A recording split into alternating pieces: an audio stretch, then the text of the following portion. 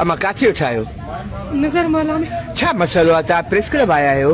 Press club I है मुझसे ही शिकायत खड़ी नालो छा हुनजो? बरकत पाण ज़ात जो? अली जो जी अमो छा शिकायत आहे हुन सां? अम्मा शिकायत ही है बियो महीनो कमाए न करे जुआन ते फैली कम करे क्रिकेटियूं खेॾे चयो मांसि कमाइण जे लाइ ॿ टे ॾींहं गुज़री विया हल किन कोॾाण खे छट लाइ घर ॾिनई त मूंखे पाड़े में कढियईं उन ते उथी मां चयोमांसि तूं न ॾे जा छा मूंखे धक आई मग़ज़ वारा सॼो ॾींहुं मां सिलाइयूं बि कयां पोरिया बि कयां मारा तशदुद बि मूं ते थिए मुंहिंजा ॿाहिरि कराची आहिनि मां हिकु ग़रीब माउ जी धीउ आहियां।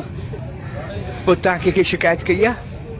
कंहिंखे शिकायत कयां न थाणे ते हिते लेडीज़ पुलिस आहे लेडीज़ थाणो आहे मां अॼु ज़िंदगीअ में 16 सालनि में ज़ुल्मनि खे सही सही अॼु मां आई आहियां हिते। ॿार आहिनि तव्हांखे? 6 बचड़ा आहिनि मूंखे। नियाणियूं घणियूं आहिनि? 5 ऐं हिकिड़ो पुटु आहे?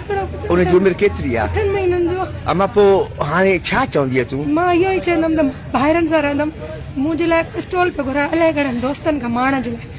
अहिड़ा वाक़िया न सिर्फ़ हिकु औरत जी ज़िंदगी बर्बाद कनि था पर सॼे समाज लाइ शर्म जोगा आहिनि। हिकु मुड़ुसु जेको पंहिंजी घरवारी ऐं ॿारनि जो सहारो थियणु घुरिजे उहो जेकॾहिं जुआ तशदुद ऐं ज़िमेवारी खां भॼण जहिड़ा कम करे थो त पोइ इहो न सिर्फ़ पंहिंजे घर पर समाज लाइ बि नुक़सानकार आहे। औरतुनि खे अहिड़ी हालतुनि में अकेलो छॾे ॾियण बजाए समाज खे गॾिजी आवाज़ उथारणु घुरिजे।